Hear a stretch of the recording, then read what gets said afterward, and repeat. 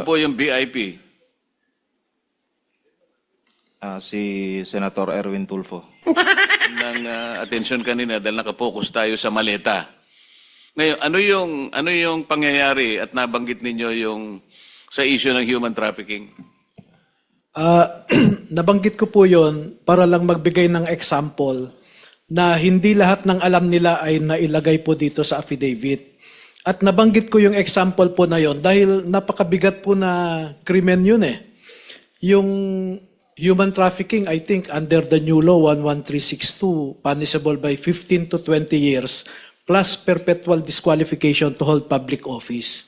And isang mataas na opisyal ang gumagawa noon.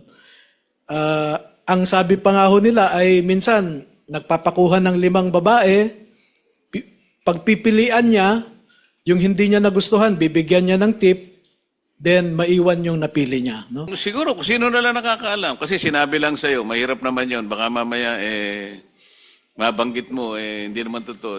Yung magtapat na lang yung talagang nakakita ng sinasabi mo at patunayan po ninyo na ang sinasabi ni Atty. Baligod ay totoo. Your Honor, ako po yung naka-experience doon sa Maidas. Pwedeng pakidetalye po ninyo? Your Honor, unang dumating po yung VIP. Sino po yung VIP? Si Senator Erwin Tulfo, Your Honor. Tapos po, maya-maya dumating din po yung 2 babae.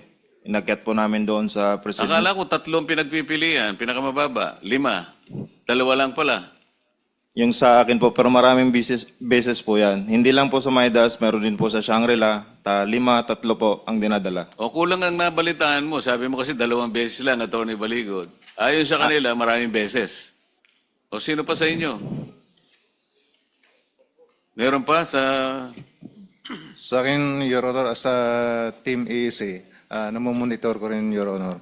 Kasi nandyan lang kami sa paligid, saka sa Viber chat namin, na nandyan na, dumating na sa lobby yung babae, i-guide nyo na. Ganun lang po yung experience ko po.